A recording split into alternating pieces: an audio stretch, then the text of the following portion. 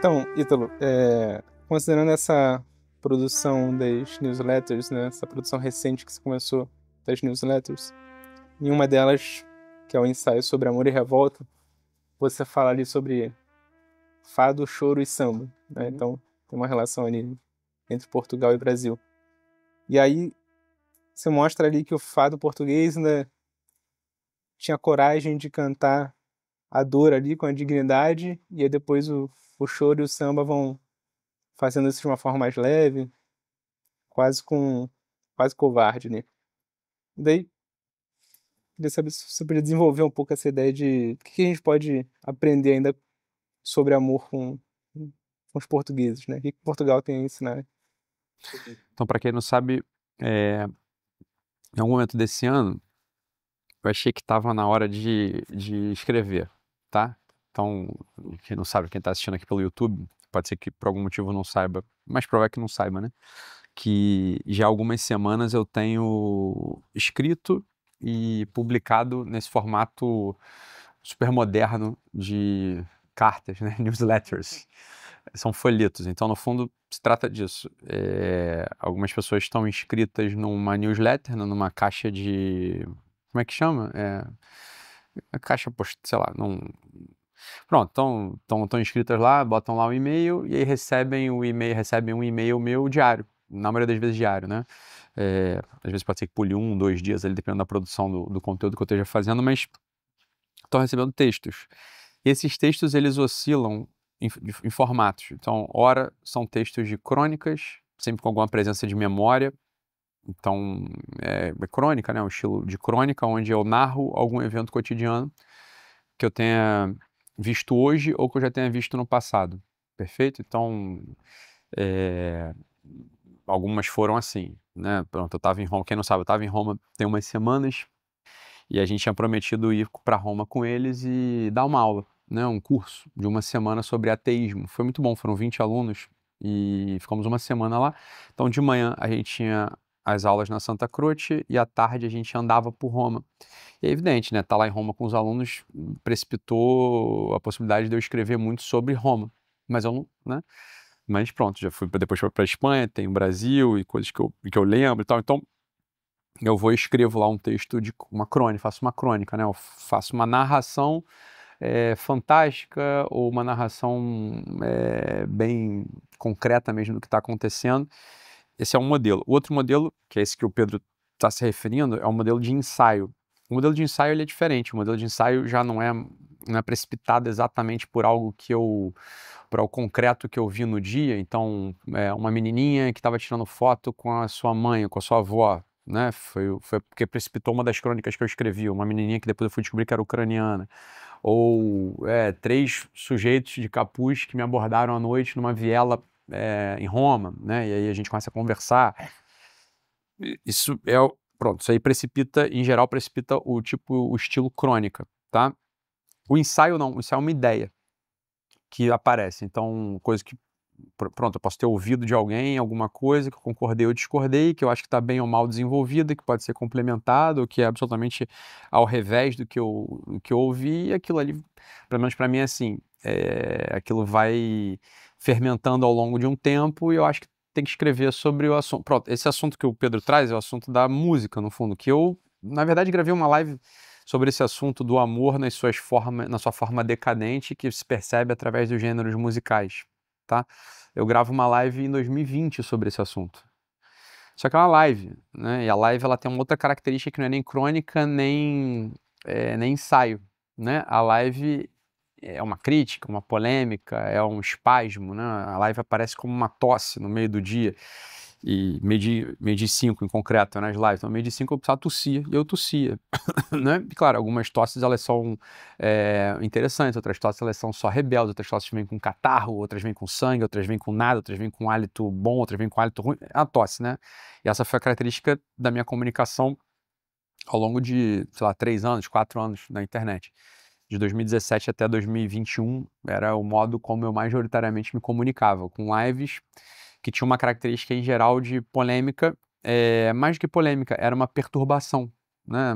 Eu polemizei até pouco, para falar a verdade. Pessoal acha que eu sou polemista, eu não sou polemista, inclusive, aliás, é uma característica que eu nem tenho, interiormente falando de ser polemista. Em geral, eu tento articular tudo. Talvez um pouco da polêmica venha porque eu tô sempre tentando articular tudo. O Ítalo é de esquerda ou de direita, o Ítalo é comunista ou é liberal, o Ítalo ele é, sei lá, é católico ou o Ítalo é niilista. Essa é outra coisa também que eu acredito que os textos eles permitem que você possa tocar numa pessoa que está produzindo, no fundo. Quer dizer, eu também acredito que uma pessoa não seja feita para você. Uma pessoa não foi feita para você analisar ou para você descrever. Eu sempre acho isso muito vulgar, né? Quer dizer, tomar uma pessoa, que qualquer figura pública mesmo, sei lá, o Lula, a Madonna. Eu sempre tenho muita dúvida ou me incomoda muito quando as pessoas chegam cheias de certeza para falar dessas personalidades, né? O Lula é ladrão, a Madonna é puta, sei lá, não é o meu estilo. Eu falo, olha, sei lá, pode ser que sim, pode ser que não tenho a mínima ideia. Então a pessoa é feita para você conviver e amar, né? Ou se aquela pessoa por algum motivo ela não te interessa mais minimamente, você simplesmente não convive e não ama. Você não precisa odiar, né? A pessoa. Eu acho muito. É uma característica mesmo. Eu acho muito injusto você odiar uma pessoa. A gente tem que odiar o mal, né? A gente odeia o demônio e o erro. Das coisas a gente tem que odiar. Agora, odiar uma pessoa, eu acho muito esquisito. Sempre achei Alexandre de Moraes, eu não consigo. Lula, eu não consigo. Né? Bolsonaro, eu não consigo. Odiar a gente, pra mim, sempre foi muito estranho. Então, se eu começo a notar que por qualquer motivo uma pessoa, sei lá, tem uma cosmovisão completamente distinta da cosmovisão que eu tenho, eu tento entender e se aquilo não estiver dentro do meu campo de interesse, eu, sei lá, é alguém sobre o qual eu não penso, no fundo, né? Então, odiar uma pessoa é uma coisa que sempre me ocorre como muito escroto, uma coisa escrota, né? Odiar o cara que matou meu pai. Sei lá, eu odeio o fato do meu pai ter sido morto, né? Isso é ruim, porque mal, assassinato é uma coisa má. O jeito que matou meu pai, isso aí, não me interessa por ele, né? Claramente, não tem interesse por ele. Então, eu acho que as tosses que eu produzi ao longo desses 3, 4 anos, chamadas lives diárias, ajudaram muita gente. Eu não tenho dúvida, ajudaram muita gente, mas também precipitaram um grau de incompreensão muito profundo em outra grande parte das pessoas, né? Afeitas a isso, a querer conhecer, analisar, julgar um ser humano. Isso eu acho esquisito demais, sempre achei muito esquisito. Eu acho que julgar um ser humano você tem uma profissão, né, remunerada, e você adere a essa profissão por concurso público. Você vai lá e vira juiz, aí você vai julgar o cara lá, né? Pronto. Se você não é Deus, você não é juiz de direito, você vai julgar quem, né? Isso é meio escroto. Essa é a palavra científica que eu encontro para poder descrever esse fenômeno, né? Acho escroto isso. Não faço. Mas as lives, elas faziam isso, quer dizer, a pessoa tá me vendo ali todo dia, meio-dia e 5, né? Então, tinha essa característica de um grau de adesão ou de repulsa muito imediato, pouco refletido, etc. E eu acho que não é mais o momento, não tem mais interesse nenhum em fazer live. Essa aqui é, posso fazer como a gente faz as coisas se for necessário para ganhar dinheiro, né? Então, se for necessário fazer, sei lá, uma sequência de 20, 30, 40 lives, porque tem que aquecer a audiência para vender um produto, a gente vai fazer, né? Responsabilidade profissional. Mas como meio de comunicação, que eu acho que pode ser útil para a audiência, já não me interessa. Eu acho que passou o tempo, né? Já não é. Eu gosto desse tipo esse tipo de formato é bom. Formato onde você consegue falar, né? As pessoas que vêm aqui não estão interessadas em ouvir uma tosse, mas estão interessadas em ouvir uma música mais longa. Lá atrás eu falo, portanto, dessa ideia da música que você botou, né? Em 2020, eu assisti uma peça no Teatro Municipal do Orfeu. Tu assistiu essa peça? Não, Tu lembra? não assisti. Tá boa, musical, né? E aí depois eu saí. É a mesma história, né? Aquela historinha do Orfeu que vai pro Hades, aí tem. Aí que é um pouco a história da mulher do Ló também, que olha pra trás e vira uma estátua de sal e tal. Essas histórias que sempre estão aí presentes, né? E aí o Orfeu vai e consegue. Ele tinha uma música muito. Ele cantava muito bem, tocava muito bem. E os deuses paravam pra ouvi-lo. O fato é que a esposa dele morre. E aí ele desce até o Hades e chora, mas chora musicalmente. E comove os deuses, né? A Perséfone e o próprio Hades, né? São comovidos e deixam ele levar a esposa dele, morta, pro mundo dos vivos de novo. Só que eles não podiam se olhar e não podiam olhar para trás, que aí é a história da mulher de Ló, que está no Antigo Testamento, né? Que ela olha para trás, para a cidade em chamas e vira uma coluna de sal. Acho isso maneiro, acho isso bonito. E aí, e essa é a história do Orfeu, mais antiga, acho que é mais antiga do que a história, acho que é mais antiga que a história hebreia, né? Que é a história semita. E aí, eu assisti essa, eu falei, putz, ele canta chorando. Isso me lembrou o fado. Por acaso eu tava ouvindo fado muito na época, né? Eu gosto de fado e eu não gosto de todo fado alegre, não me interessa. Os fados, roda, roda, vira, senta, roda e vem, passar a mão na bunda, isso já não tem interesse pra mim. Eu acho, porra, não gosto, acho cafona, acho feio, não gosto, né? De fado alegre. Eu gosto de fado triste. Fado triste é a modalidade do fado, né? Que a própria palavra fado, ela guarda uma raiz etimológica que as línguas as línguas anglo-saxãs, o inglês, por exemplo, né? Fate. A palavra parece até que está fadado. É como se isso fosse o teu destino. Você não tem como escapar do teu destino. Tem um destino específico que é o destino de todos nós, que é a morte. E a gente vai cantar chorando sobre isso, né? Isso pelo menos é como eu percebo o fado. É o que me ocorre quando eu escuto um fado. Inclusive, tem um dado que não está registrado, mas eu ouvi e gosto de acreditar nisso. Que quando tem um sujeito que morreu em 70 e pouco, de quem eu gosto muito, e ele tinha muitos filhos e era muito amado. E quando vão transladar o corpo, ele está morto, né, está sendo velado, e quando ele vai para ser sepultado, os seus filhos escolhem um fado para cantar. A música que é o cortejo fúnebre de São José Maria Escrivá, o nome dele, foi um fado. Né? Essa dor que eu trago no peito, ninguém me diga que é grande. Quero rasgá-la ainda mais. Quero rasgá-lo, o coração, ainda mais. Que a toda hora me sangre, né? Eu digo, o fado é um pouco isso, é você se debruçar sobre a fatalidade, sobre o fate, sobre o destino, que é a morte. Mas a última palavra para o fado, ela é uma ambiguidade. Alguns vão abordar o fado como a última palavra, sendo esse destino que a gente pode encontrar como um destino trágico, que é a morte, e outras pessoas vão encontrar o fado como um vale pelo qual você precisa passar. E do outro lado há algo que a gente não tem certeza, né, ainda do que se encontra do outro lado. Então o fado, ele tem uma profundidade muito grande, e as grandes fadistas, elas em geral, elas vão cantar isso, né?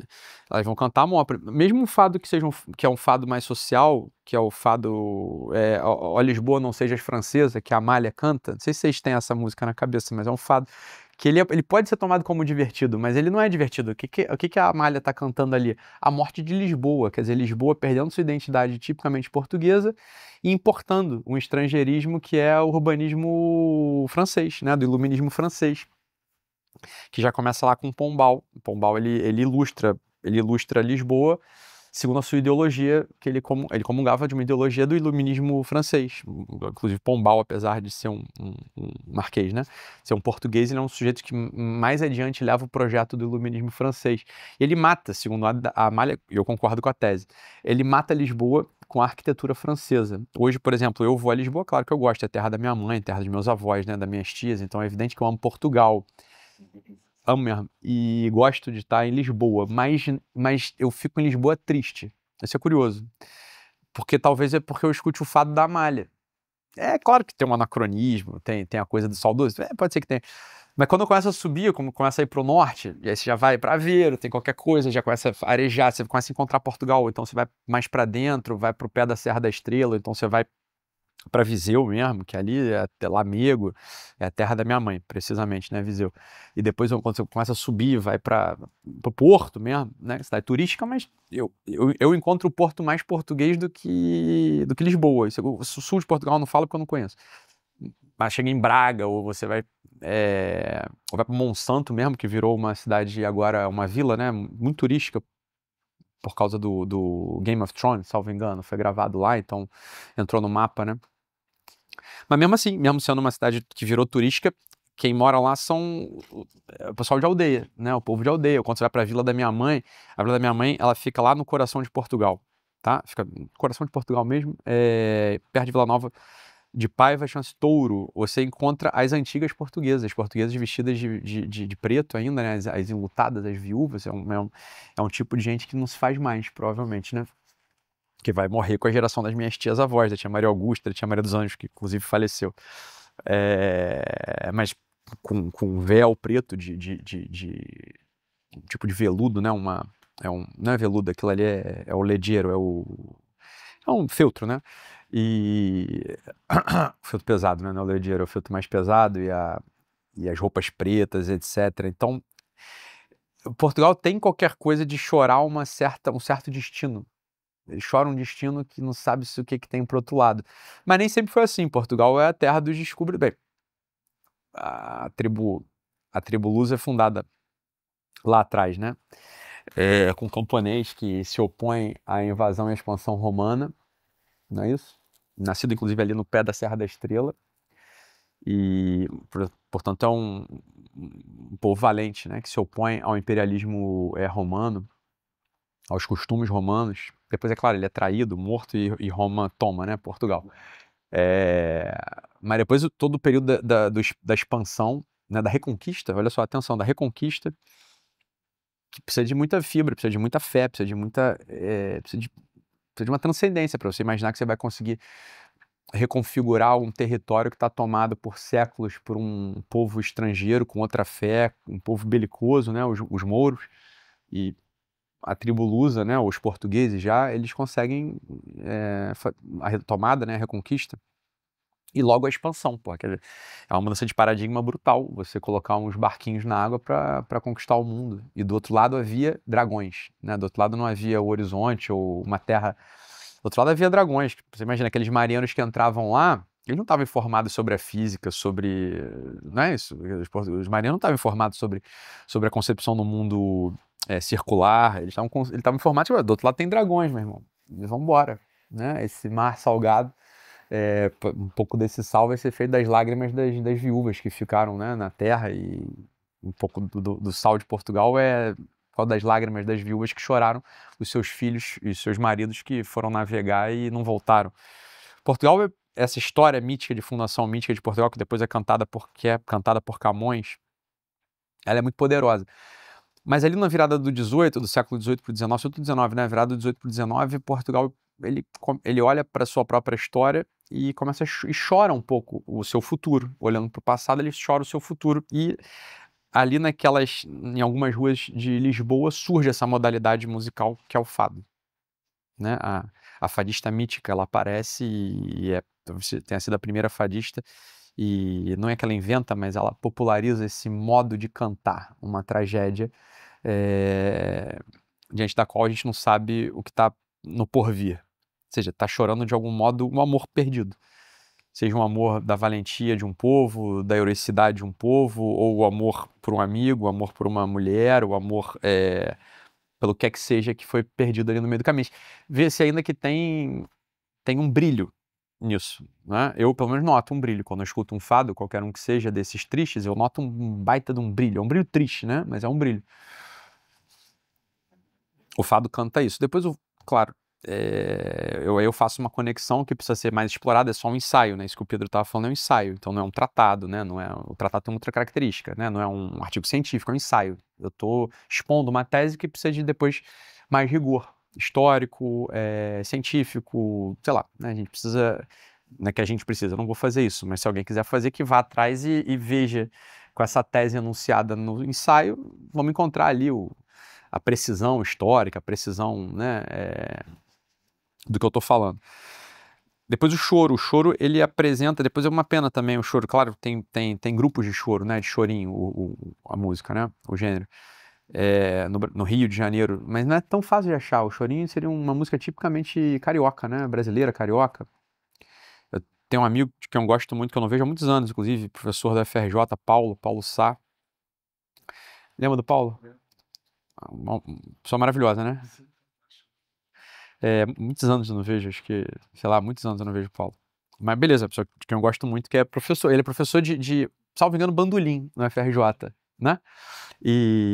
Mas Só que não é fácil você encontrar grupo, né? Uma roda de choro hoje não, que é quarta, né? Mas amanhã, quinta-feira, já vai ser difícil de encontrar uma roda de choro na cidade, né? É um gênero que miseravelmente não tá tão disponível assim, né?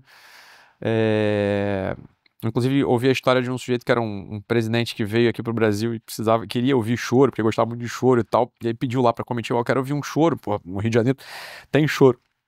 Aí a comitiva dele montou uma roda de choro num hotel e disseram, não, aqui tem um choro que é tradicional e tal. Mas não é nada, montaram só para ele poder assistir, ouvir. Ele falou, isso é maravilhoso, olha que coisa linda, né? A cultura pujante, não é verdade. Mas o choro, na minha concepção, que é o que eu apresento lá no ensaio, ele pega esse destino trágico e coloca uma camada de sofisticação e refino artístico, né? Com floreios, com instrumentos, e então já é uma tragédia ou uma perda do amor, ou uma perda daquele que você ama, atenuada por um virtuosismo técnico, por um virtuosismo quase alegre, que traz quase uma alegria, como se fosse um distanciamento dessa dor que tira lascas de madeira do peito, né? Um peito feito de tábuas do teu caixão, isso é a música, né, da Dulce. E aí esse é o choro, que é o que eu falo lá. E aí depois eu conecto isso com o samba, que já é um enunciado sobre... O samba já é uma música que é quase uma música niilista, em que medida? Né? Não é um niilismo negativo, mas é um niilismo do tipo, olha, pessoas morrem, e é isso, e eu perco os amores acabam, e ela, obviamente, vai embora, vamos fingir que a gente não tá vendo isso, vamos entender que isso é a natureza das coisas, e vamos cantar essa coisa que dói, que machuca, fingindo que a gente não tá sendo afetado por isso, né? E aí é o samba, seria o samba, o conceito do samba. E logo, em sequência, a bossa nova, que no ensaio, não é que eu não gosto de bossa nova. Atenção, não é sobre gostar ou não gostar, é a minha visão sobre arte, não tem isso. É o que ela evoca, né? Eu acho que as grandes produções artísticas, quais sejam, seja uma escultura, seja... A gente estava agora assistindo, né? O Pedro veio hoje me visitar aqui, né? Um amigo já de longa data, sei lá, 2 décadas a gente é amigo, né? E aí hoje estava aqui pela Barra, veio dar um beijo, tá travado aqui no programa. Mas quis também, né? Ninguém falou, não, eu quero... Então fica aí, Pedro. É uma alegria te receber aqui. E aí, a gente estava mais cedo assistindo ali lá na sala do Lucas, a gente estava vendo um português, inclusive, 2 portugueses, inclusive, que são 2 declamadores, né? O João Vilara tinha um pouco mais, mas o João Vilara tinha um declamador de poesia. E o Pedro Lamares, que é mais jovem, que também declama poesia. E a gente estava conversando sobre isso, que questão de gostar ou não gostar, eles são artistas mesmo, e essas peças poéticas são artes propriamente, são artísticas, né, propriamente. Então, vai ficar, gosta, não gosta, olha, escuta, né, escuta e deixa essa coisa te infectar, né, deixa ela aparecer como uma febre em você, e isso vai abrir uma forma dentro de você que você não tinha antes. É um pouco o meu jeito de abordar a arte, mais do que dizer, isso aqui faz parte do barroco manuelino. Sei lá, se demonstra uma certa cultura, né? E acho legal também a pessoa ter cultura, mas não é o modo como eu me interesso por arte. Eu me interesso por arte percebendo o que aquela febre precipitou em você a partir dele. Então, a partir da apreciação, a partir do contato com uma peça artística qualquer que seja, você vai ganhar uma forma interna, uma forma espiritual, não mental, uma forma espiritual que você não tinha. Você não era detentor daquilo antes e é isso que a arte faz. Então a gente estava falando disso dos poemas, né? Então pronto, só para se justificar que não é que eu estou dizendo que eu não gosto de bossa nova, o que eu estou dizendo é que a bossa nova, qual é a forma espiritual que ela abre em quem toma contato com ela? É de uma desesperança em relação ao amor, no fundo. E isso existe, não é? Tem certos amores que não é pra você ter esperança mesmo, são amores transitórios, são amores que não... Né? Quer dizer, talvez a bossa nova mais famosa mundialmente é aquela garota que só vem e que passa, né? Quer dizer, eu não tenho um compromisso diante dela, eu não vou dar minha vida por ela, eu não vou sangrar por ela, olha, eu sequer vou atrás dela, mas ela vem e passa, e ela é linda, né? Como o Balanço do Mar, a garota de Ipanema. Não é, digo, sei lá, eu não fiz juras pra ela, eu não tô deprimido, eu não me matei por causa dela, sei lá, eu nem quis matar o namorado dela porque ela é minha e não do outro, sei lá, não tem nada disso. Eu nem sequer, não é que ela me abandonou. Atenção, ela vem e vai, ela só passou, né? Isso não existe. Tem uma forma espiritual que é exatamente isso. Tem certos amores que era pra gente tomar assim, sobretudo os amores de coisas materiais. Eles tinham que ser amores de bossa nova pra gente. Olha, Claro, eu até gosto das coisas materiais que eu tenho, mas, porra, não vou dar meu coração pra isso, né? Então, eu acho que a bossa nova, ela abre ela abre uma forma espiritual interessante dentro de quem aprecia a bossa nova. E não há crítica nenhuma, mas o que eu falo no ensaio é, beleza, se você toma essa forma espiritual da bossa nova para os amores humanos ou para o amor divino, aí você está liquidado. Né? Se o amor o teu filho, a tua filha, a tua esposa, a tua avó, os teus amigos é um amor de bossa nova, você está liquidado. Se é um amor, inclusive, do choro, bem, já tem um requinte, é um passo acima, mas ainda tem um distanciamento. O amor do fado, que é esse amor tipicamente português, ele também, claro, não é o máximo do amor, mas é um amor erótico, né? No sentido não sexual, mas um amor de carne. É aquele amor onde você está sangrando junto com esse amor que morreu, que você perdeu, que te abandonou. Porra, isso é muito humano. E essa forma espiritual do amor, de relação de gente, né? Eu com um amigo, eu com a esposa, com a noiva, porra, quando a perda desse amor aparece, me parece que se torna mais humano quando é o fado que está informando espiritualmente, ou, né, entendeu o que dizer, né? Quer dizer, essa forma espiritual do fado, ela tem me parece ter uma coincidência mais adequada a esse tipo de perda, esse tipo de experiência da perda. Eu não sei quando vocês escutam o fado, mas é bom ouvir o fado, eu gosto de ouvir fado. Fado é bom, porra, não é não? Eu acho, é triste, né? É arcaico, antiquado, ninguém gosta de fado, só gosta de... Sei lá o que o pessoal gosta hoje em dia. Só gosta de corte de 15 segundos do TikTok. E aí pode ser qualquer coisa, né? Pode ser um worship song, pode ser um rap ou hip hop. Desde que tenha 15 segundos e esteja como trilha sonora de um vídeo duvidoso. Esse é um velho falando, pessoal. Eu faço 40 esse ano, então me dê um desconto aí, por favor. Que é? Você chega no ensaio a fazer uma relação entre a perda desse amor profundo e a perda do sagrado, né? Não sei se... Eu tava pensando, você tava falando sobre o Marquês de Pombal, a arquitetura parisiense, será que em Portugal essa perda aconteceu também, de alguma forma? Sim, acho que sim, porque acho que tem duas formas de abordar isso aí, né? Tem uma forma que é, claro, o amor a Deus, ele dá a medida pro amor humano,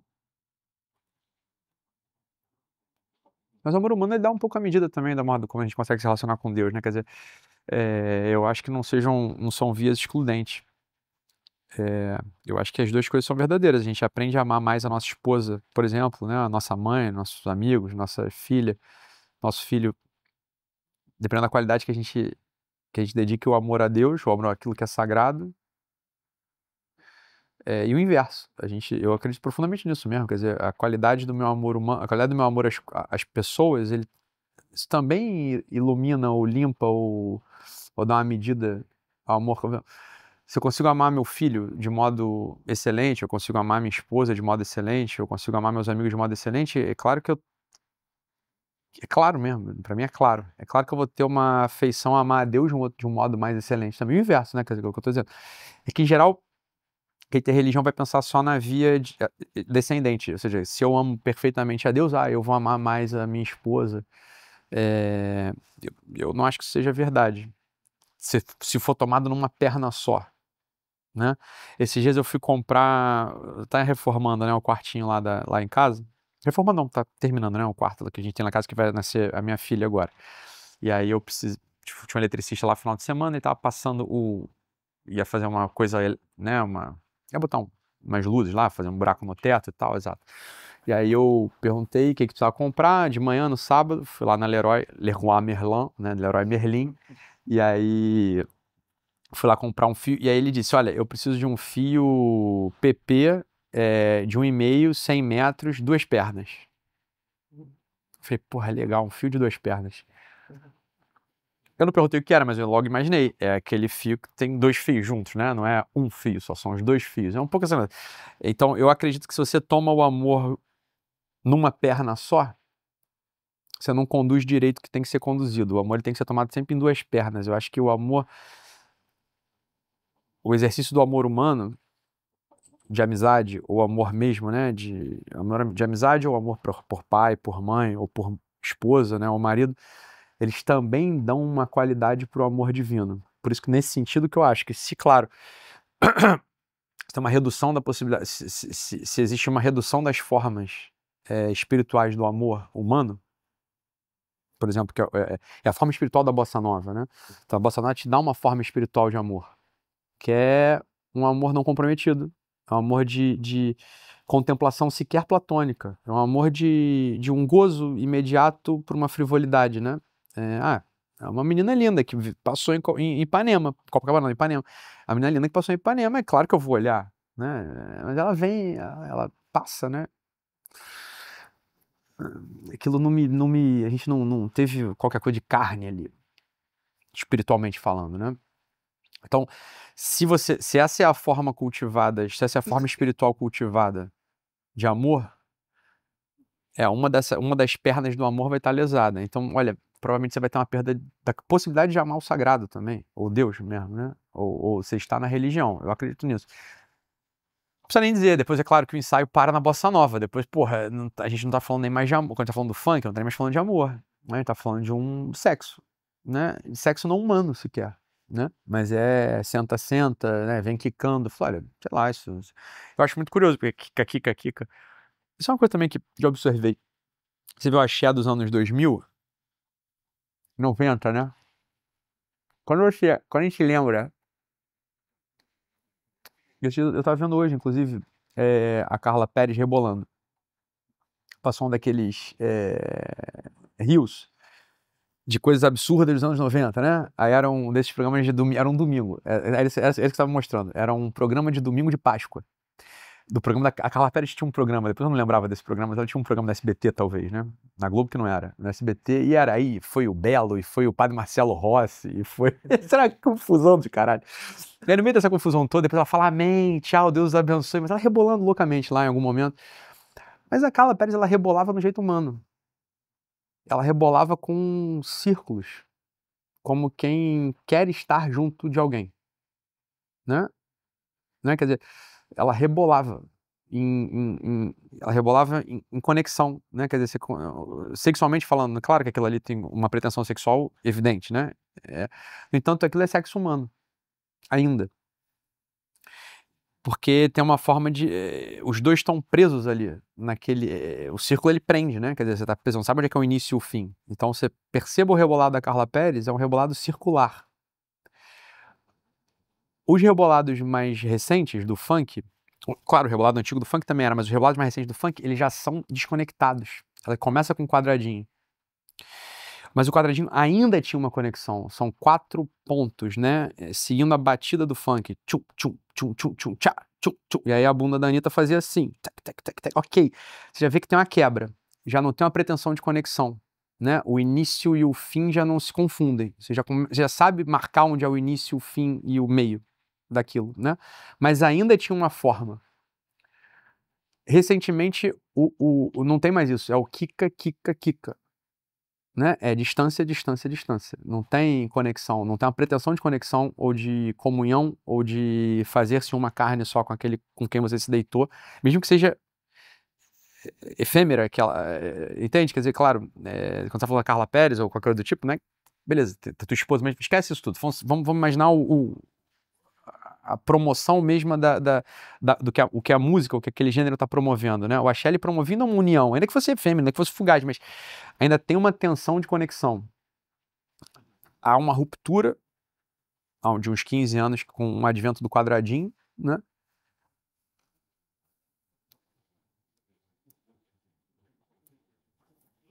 O quadradinho, ele progride para uma coisa que é pura performance, né? Que é o quadradinho de 8, né? Quer dizer, é uma coisa que nem o Kama Sutra previu. É uma coisa que o quadradinho de 8, você lembra do quadradinho de 8? Era a menina de cabeça para baixo, apoiada nas suas espaldas, com o rabo pro vento, fazendo quadradinho no vento, né? Quer dizer, isso é incômodo em todo grau, né? Quer dizer, que isso, né?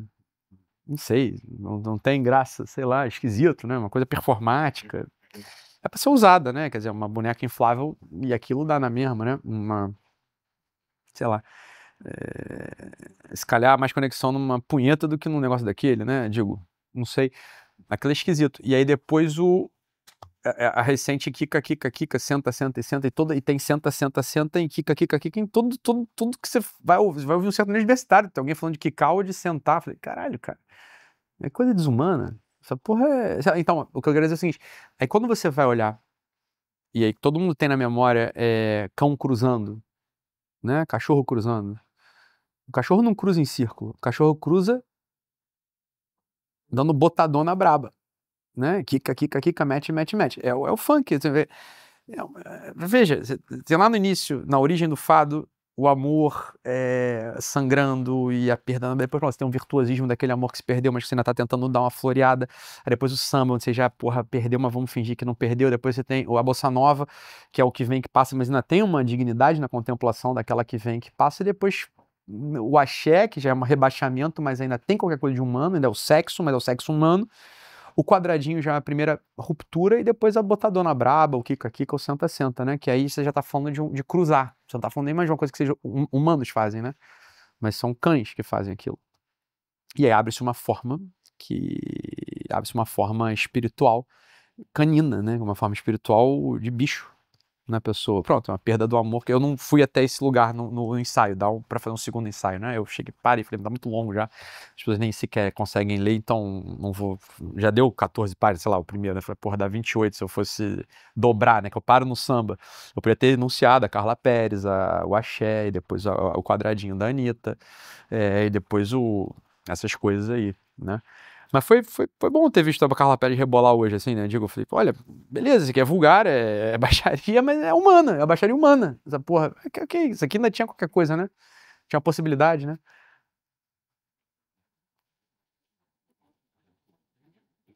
Eu, na psiquiatria, atendi muitas meninas, assim, com, não, nunca gozei, orgasmo, não sei o que. São as meninas dessa geração, do quadradinho, da kika, né? Quer dizer, a coisa do tá junto, da fricção, que era do axé, se perdeu.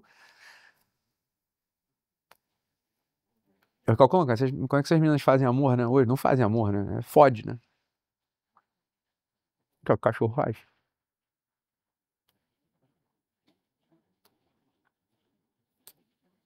Bem, isso acho que escalou para um lugar muito. Escalou rápido demais isso aqui, né? Você se incomoda quando eu falar desse jeito? É um pouco, né? Incômodo. Sobre a pergunta do Pedro, eu fiquei pensando no fado, né? Se sofre porque não se quer perder, né? E se busca, né? No choro, né? Você relata um pouco isso também, né? Ou seja, há um sofrimento de maneira mais leve, mas há um sofrimento. O samba já é meio algo que eu estou querendo perguntar. Isso não reflete um pouco de falta de esperança naquela arte que está sendo proposta? Acho que sim. Eu acho que sim, total, né? Quer dizer, o que que você espera, né? E a esperança, ela pressupõe qualidade do que se espera, né? Então, pronto, você pode esperar uma completude de amor que te realiza. Depois você pode esperar não se machucar por um amor. Depois você pode esperar gozar. Gozar não espiritualmente, mas gozar. Depois você pode esperar nem isso, né? Você pode esperar, vai esperar só uma virilidade canina, né? Você tem há uma descendente profunda na qualidade daquilo que se espera. Atenção, eu não estou falando de Deus, né? O Fado, a princípio, não está falando disso, mas quase lá. Porra, é uma qualidade de amor humano que é profundo pra caceta, né? Quer dizer, se eu der um passinho pra trás, um passinho pra trás, não, um passinho, né? A gente tá falando de funk. Mas se eu der um passo pra trás, eu chego na paixão de Cristo, né?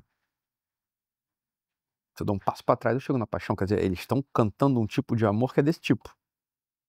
Não chegaram lá, não é isso que o Fado tá cantando, mas com um pouco mais com um pouco de aventura espiritual, eu encontro o Fado falando de Cristo, da paixão dele, né? Dá pra fazer. Já é mais difícil você conseguir encontrar isso no samba. Dá também, claro, a gente consegue fazer tudo, mas é mais difícil. Fazer, aquele samba não samba não, aquele pagode do Xande, de Pilares, quem lembra? Tem vários, né? Deixa acontecer, naturalmente, né? Não, tem um que ele canta que é bonito.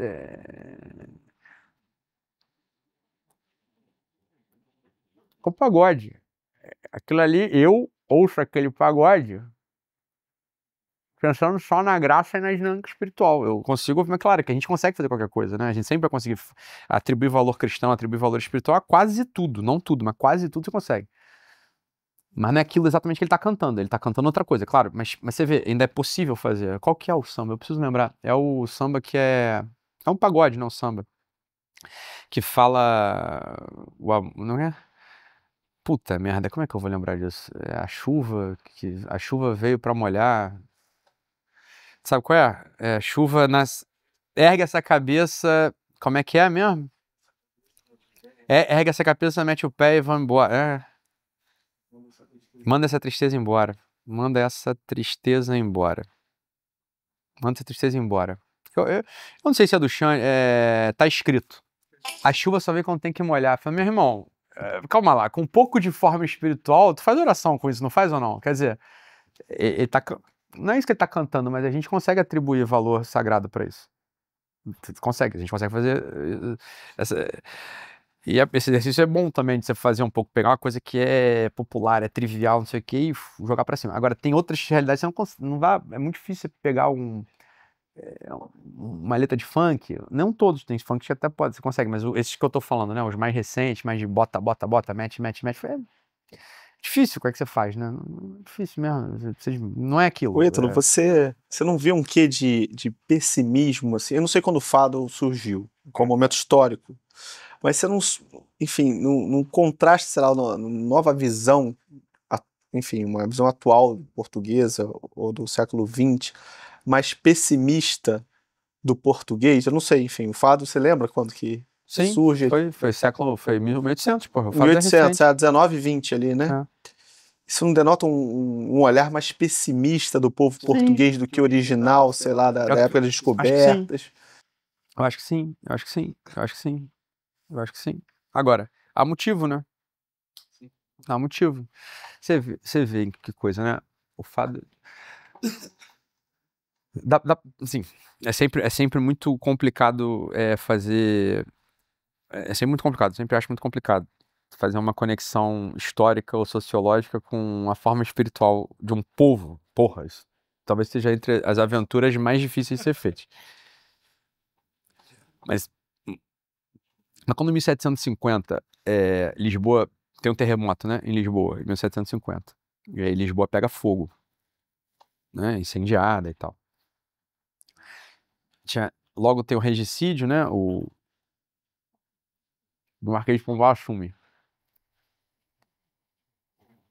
Você vê, os dispositivos culturais, dispositivos religiosos, as instituições arquitetônicas, e não só arquitetônicas, mas vamos começar pelas arquitetônicas, foram incendiadas, foram demolidas ou incendiadas, né? E aí há uma reconstrução. Marquês de Pombal assume, né? A regência. Há uma reconstrução ao modo francês. Portugal morre ali, né? Ou a alma, vamos chamar assim, né? Isso para não dizer do avanço das cortes liberais, que aí já é um outro problema político.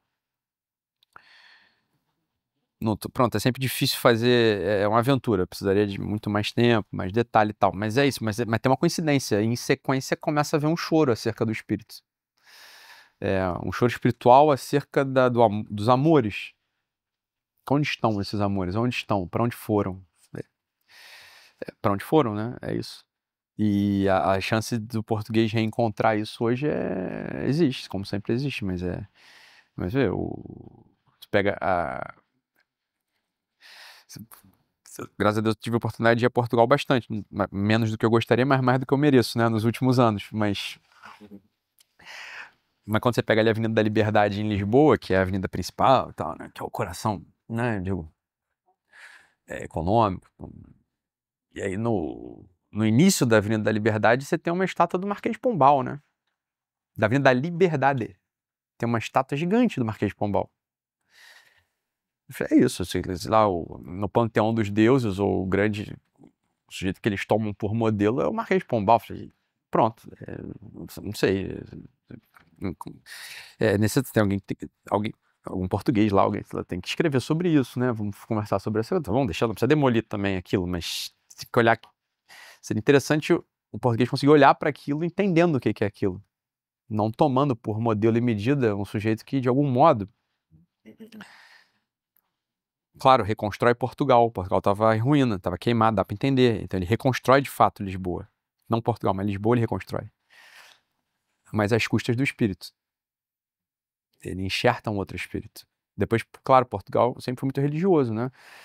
E aí o próprio Marquês, ele expulsa os jesuítas, né? Ele expulsa os jesuítas da América, ele se apropria dos bens da igreja, né? Quer dizer, o padre Gabriel Malagrida, que estava aqui na América, cara. O padre Gabriel Malagrida, pouca gente sabe dessa história, mas o padre Gabriel Malagrida, ele era o sujeito que tinha um plano político para as colônias, que não era um plano colonizador, mas o inverso. Era um plano de emancipação e protagonismo do Brasil, tá? Com aquilo que a gente chama de missão jesuítica. A missão jesuítica, ela não era só um agrupamento de freis catequizando o índio. Não, não. Existia um modelo político de Estado, vamos chamar assim, né? Mas um modelo político que era jesuíta, tá? Existia um ternário. Então, o Brasil, o padre Gabriel Malagrida, que era o cérebro disso, que era o cérebro executor, tá? Era o braço, vamos lá. Em Espanha, na Universidade de Salamanca, havia uma teoria econômica acerca das missões jesuíticas. Então, ele era quem fazia a teoria econômica do que seria esse plano político. E na América, 1750, havia uma troca intensa de correspondência entre o Gabriel Malagrida e um dos pais fundadores americanos futuros, que era o William Williams, que era o único católico dos Founding Fathers. Tá? Então havia um projeto tricontinental, pegando toda a península, América, né, dos Estados Unidos e a nossa América portuguesa, depois claro que se estenderia para a América Latina, porque, atenção, Universidade de Salamanca, na Espanha. Então seria um bloco católico, mas não católico teocrático, mas com a ideia do bem comum, com a ideia da verdadeira fraternidade, não a francesa, do iluminismo nascente, já vivo, né? Não nascente, mas já vivo. O que ocorre é que a expulsão dos jesuítas se dá em grande medida por isso. Porque o Marquês de Pombal, que era um emissário do plano político, ou era um agente do plano político iluminista francês, via nessa força do padre Gabriel Malagrida, nessa força jesuíta, um contraponto ao projeto iluminista francês, né? E o padre Malagrida então precisaria expulsar o Marquês de Pombal precisaria expulsar o padre Gabriel Malagrida. O que ocorre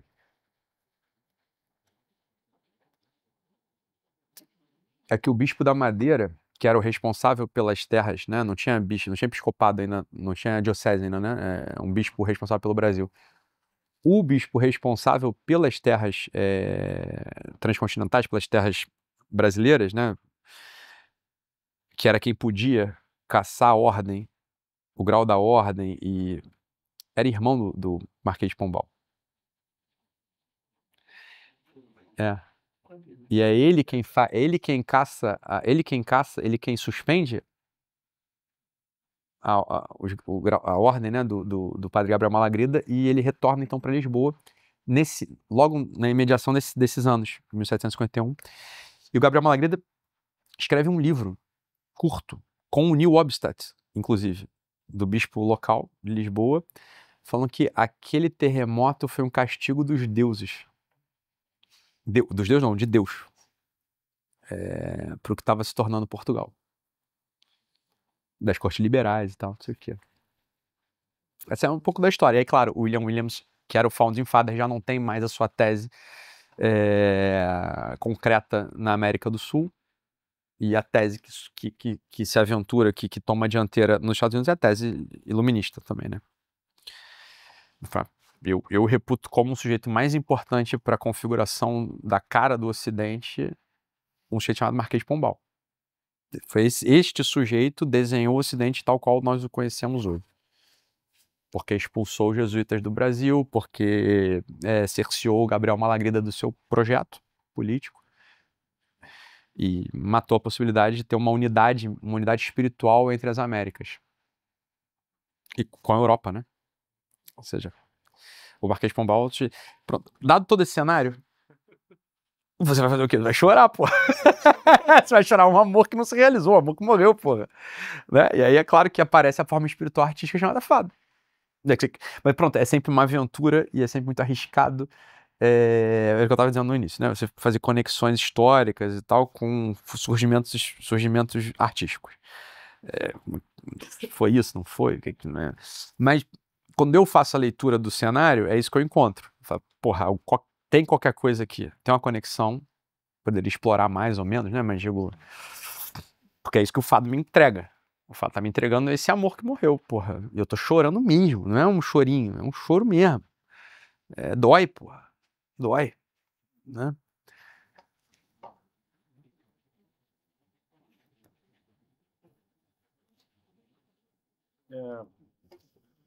Tem que escrever mais, né? Tem que botar isso no papel.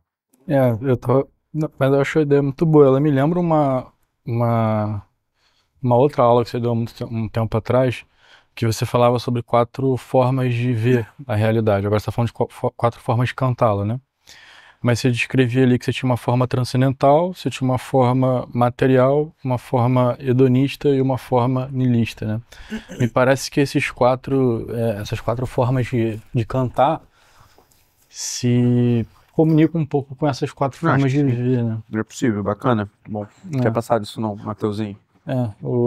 Ali a parte do samba, que seria comunica com o niilista, né? A parte da bossa nova com os hedonistas, né?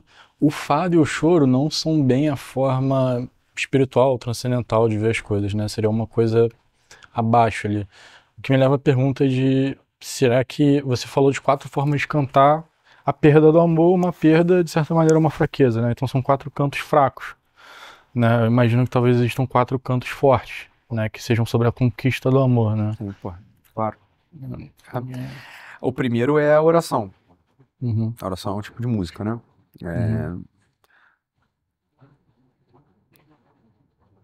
Que é o mais excelso. Uhum.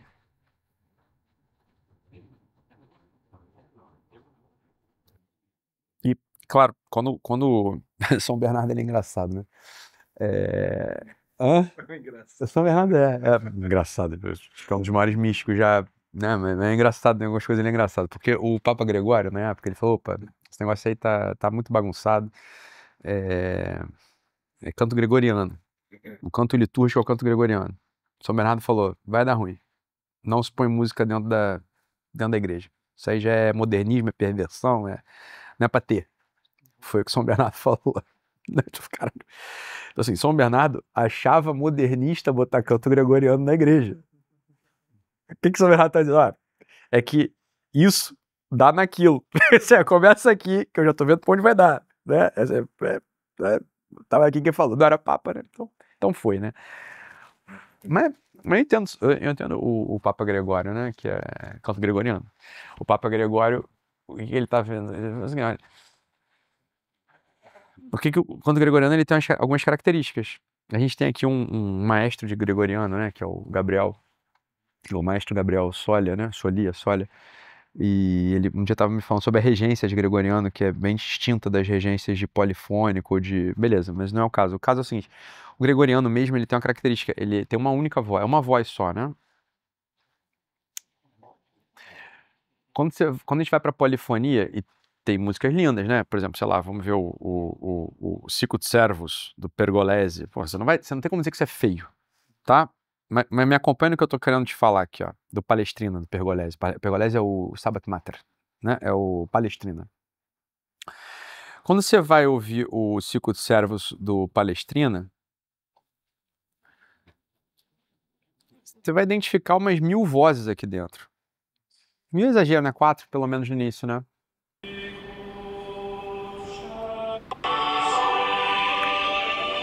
Quantas vozes tem aqui? Os 4. Mas deve ter mais. Se calhar uma hora vai ter 16, não sei. O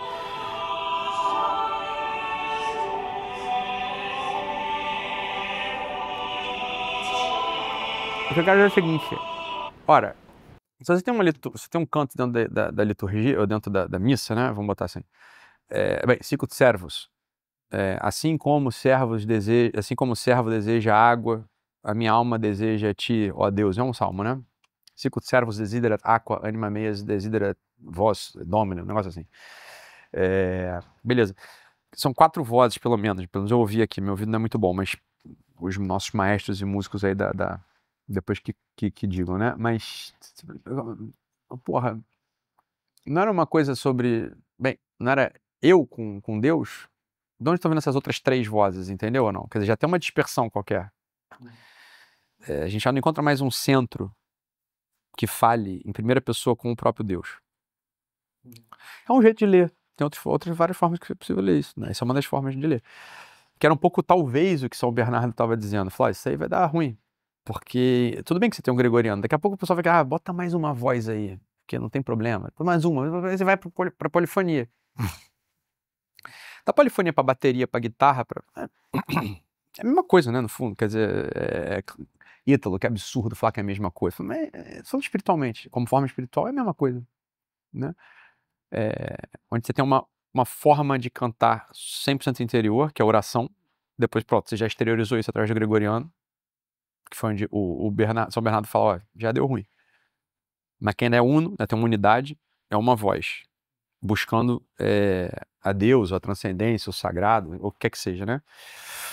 Depois você adicionam vozes ali, até ir pra polifonia, que é lindo. Você vai falar que é feio isso? É lindo. Depois instrumentos, é o cravo, né?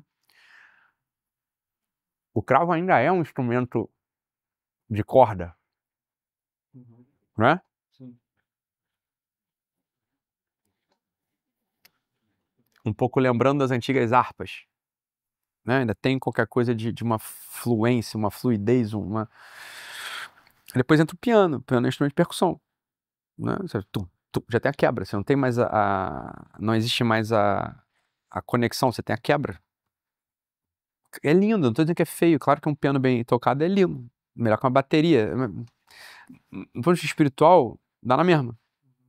De forma espiritual, dá igual, né? Você tem uma voz interna que canta, oração. Depois você exterioriza isso. Gregoriano, que é o instrumento ainda é a voz. Ainda estamos lá, né? É uma única voz, esse é um instrumento. Qual que é o instrumento do gregoriano? É a voz, né? Uma. Depois a polifonia. O instrumento continua sendo a voz, mas já são 4, 16, 32 vozes. Já não é mais a minha voz. A inserção de instrumento. Cravo. E depois o cravo vira o piano. E depois o piano entra, todos os instrumentos você possa imaginar. Do ponto de vista de música litúrgica, né? Não é que você é contra, então não estou em posição de ser contra a favor, meu Deus do céu. Eu não sou, de fato, o prefeito da congregação da música. Eu não tem nada a ver. Só estou contando uma história, entendeu? Eu consigo ir pra missa assistir o menino lá do jovem tocando bateria e achar aquilo bom, sei lá, eu não tenho muito, porra, entendeu? Eu acho bom. Santo, com um triângulo e um shot. Eu acho. Sou brasileiro, porra, também, entendeu? Eu digo, sei lá. Eu não tenho essas porra de.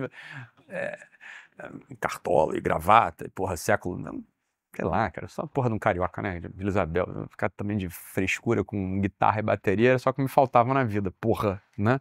Assisto a missa, comunga, tentando fazer merda, confessa e vai, vamos pra cima, né? Então não é que eu tô aqui criticando, não tô mesmo. Como a gente começou, inclusive, essa nossa conversa, né? Sei lá, cara. Entende? Não é um problema meu. Se me der, Ítalo, agora você é o prefeito para a congregação da Sagrada Liturgia e Música. Resolva. Falei, porra. Então, primeiro me cria cardeal. Essa aí eu ia gostar pra caceta. Era o cardeal, eu paro pra pensar nesse assunto. Agora, enquanto eu não estiver vestido de vermelho, meu amigo, esquece, né? Não vou te falar o que eu acho. Eu não acho nada, no fundo, eu tô falando aí, né? Trata de arranjar um jeito de conseguir fazer oração, né? Digo, aliás, a maioria do tempo você não tá ouvindo música nenhuma, né? Verdade. É um pouco aquilo que Dante fala, né? Da unidade você tem a multiplicidade, da multiplicidade você já está bem perto do nada, ou da confusão, etc. E como bom niilista que sou, isso aí já é o ponto de retorno, né? Então, assim, você volta, você tá tudo nada, então já não tem mais nada. Então, pronto, já tem unidade de novo, né? Não é tão difícil assim. Se tu quiser, se não tiver de treta, não é tão difícil, né? A perfeição tinha no Éden, né? E deu no que deu. Então, isso aí foi aquele místico, né, que fala isso. Acaso julgas que no sacrifício de Cristo estavam todos tocando harpas piedosamente, de véu cobrindo suas cabeças? Não, um batucando, um mijando no lado, né, um cuspindo na cara do Cristo. A primeira missa foi celebrada assim, né? Que é Cristo morrendo na cruz, né? Então, assim, porra. A missa é isso. No fundo, né? Tem isso, né? Que é isso, né? Haverá isso, eventualmente, né? Então, e a gente não tá nem falando disso, a gente tá falando de jovens tocando bateria e violão com a maior das intenções. É isso que a gente tá falando. É isso que a gente tá falando, né? O Pedro aqui já foi de Ministério de Música e tocava carrom, sei lá. Bateria, né? E aí, tá todo mundo de boa intenção ali, porra, não tem ninguém de treta, né? Eu digo, né? Pelo amor de Deus também, né? Merda, né? Merda. Talvez uma das coisas que mais as pessoas que estão assistindo, né, esse programa hoje e que estão te acompanhando falando sobre arte, etc. Acho que uma coisa que você sempre transmite, acho que você acabou de falar disso um pouco atrás, é que apesar de você ter uma noção muito clara da medida das coisas, né, pelo menos quando você se interessa por elas, né, que foi aquele caso que você botou, você está sempre tentando se instalar ali no olhar de cima, né, o olhar transcendental, o olhar da oração, da unidade. Então você consegue passar por todas as coisas imperfeitas, aprender o que tem de bom nelas, que nem você falou, o cara da bateria, etc. Ao mesmo tempo que você tem aquela coisa que São Bernardo falou, que a polissonia pode gerar uma divisão, né? Você consegue ver um cara tocando bateria e ver a bondade naquilo, porque existe uma unidade do senso estético que vem de um ordenamento espiritual, né? Então, de repente, as pessoas, quando elas leem o que você está falando sobre arte, elas têm que imaginar que você está se posicionando dessa maneira. Eu escrevi um outro texto, que é o que está indo agora pro ar hoje, ou foi hoje, ou sei lá, vai, que é muito curioso, né? Que tem um pessoal, vamos lá, a maioria das pessoas não acha nada, né? Aí tem um pessoal que gosta, um pessoal que gosta de falar mal de mim. E aí, em geral, quando as pessoas falam mal de mim,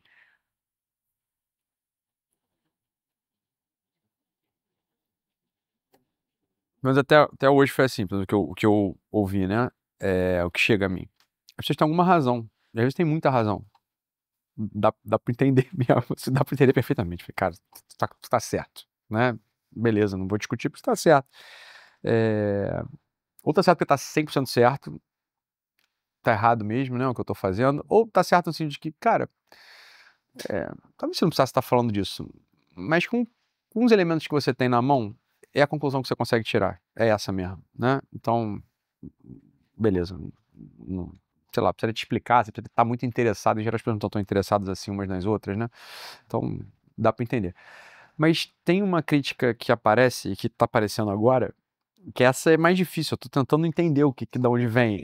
Assim, às vezes, na maioria eu consigo. Falei, cara, tá certo, isso aí tá certo. Eu posso até te explicar melhor, pra você poder falar mais mal de mim.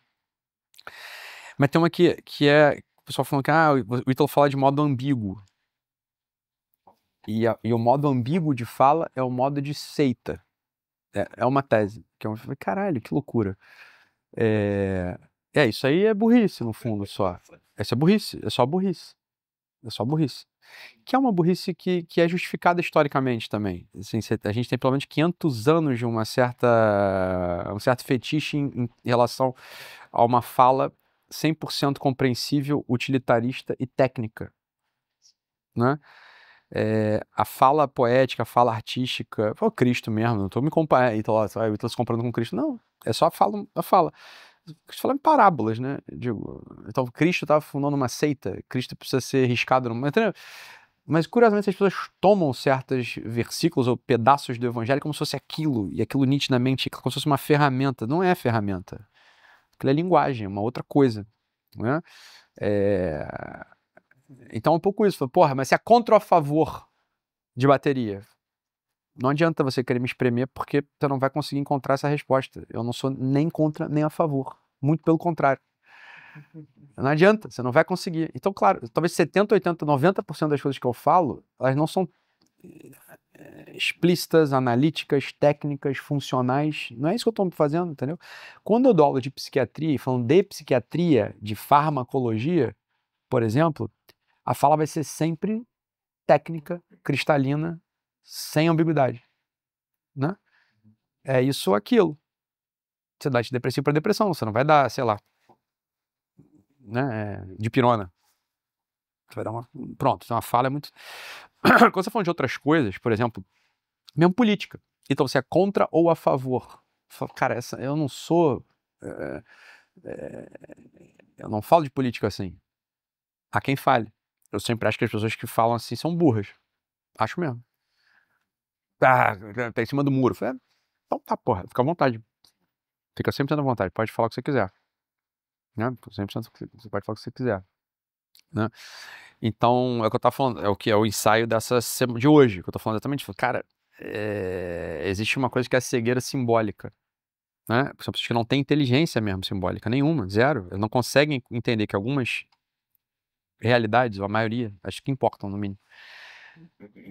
O sujeito que está ouvindo, ele tem que conseguir articular, ele tem que conseguir manter a atenção de duas coisas, pelo menos, dentro de si, que vão se revelar num momento posterior.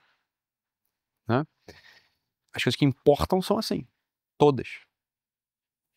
As coisas técnicas, elas importam também, elas importam num outro nível. Aí é diferente mesmo. Qual o melhor programa para fazer, sei lá, imagem de IA? Deve ter um que é melhor que o outro. Aí isso aqui é técnico, porra, eu vou te dizer. Aí esse não é aquele. A gente tá falando de outras realidades, todas que importam. Realidade da alma, realidade do amor, realidade do espírito, realidade do desejo, realidade de Deus. A gente vai precisar aprender a articular dentro de si polos ou tensões que são às vezes opostas mesmo. É normal que seja assim. O contrário disso é burrice, no fundo.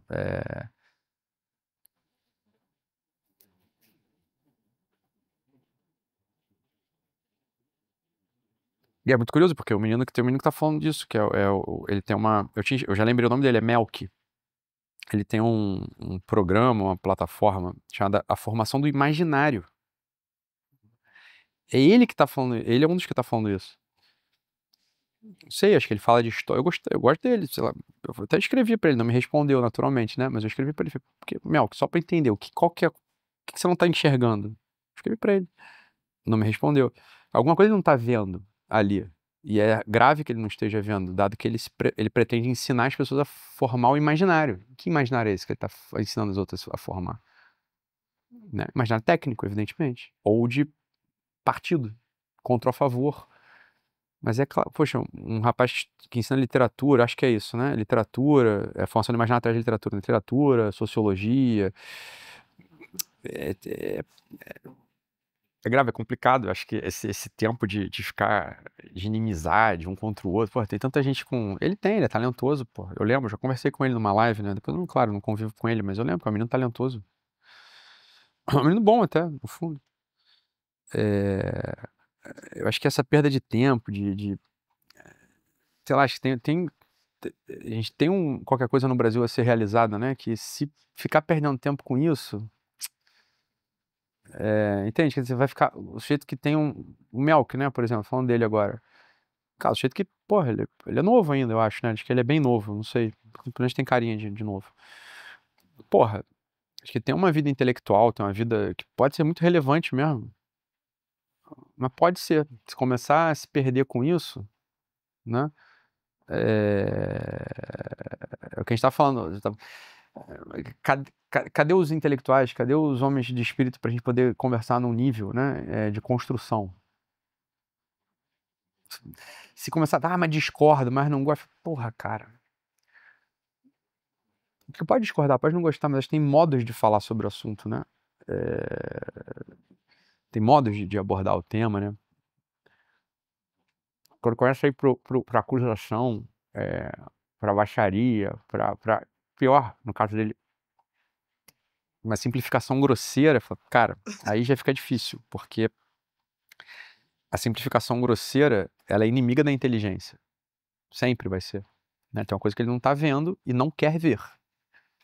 Porra, aí é difícil, né? Sai qualquer coisa de boa daí. Mas dá tempo, pessoal. Ele fala, é mesmo, exagerei. Ou então não fala, não precisa nem pedir desculpa nem nada, não tô pedindo desculpa, pedir desculpa, não é isso. Para com isso, cara. Né? Finge que não. Ninguém vai lembrar também. A internet tem essa vantagem, ninguém lembra de nada, né? Você fala, ninguém lembra de nada, né? Mas é uma bobeira, no fundo. Se quiser tratar dos temas superiores de cultura, de espírito, desse modo, não vai chegar a lugar nenhum, né? Eu acho que eu tava esses dias vendo, foi 8 de maio, né? Agora, tem uma semana, foi 8 de maio. E aí esses vídeos, o iPhone ele sugere fotos, e aí sugeriu uma foto minha com o Pacheco abraçado, professor Pacheco, professor Paulo Pacheco, a gente tava abraçado assim, me deu tristeza, né? Me deu tristeza, eu falei, porra, eu acho que é isso, assim, acho que em algum momento faz parte, eu acho, a pessoa, né, fica meio puta com um com o outro, né, falou mal, aí escreve um monte de coisa lá, tá bom, é que já se passaram 3 anos, né, 4 anos, né, poxa, já deu, né, acho que esses atritos, eu entendo, assim, um atrito não sou mais seu aluno, não sou seu discípulo, não me vejam assim, tá bom, já entendemos isso. Passado isso, a gente tem uma coisa, eu acho, ainda para conseguir comunicar.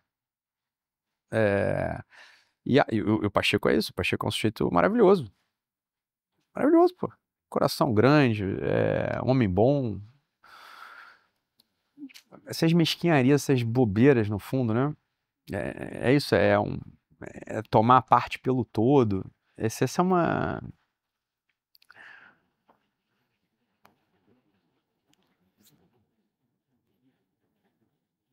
Acho que é isso, tem fases, né? Você pode estar, uma fase você tá mais nervoso, tá tomando remédio que não devia, tá dormindo menos do que devia, né? Tá, sei lá.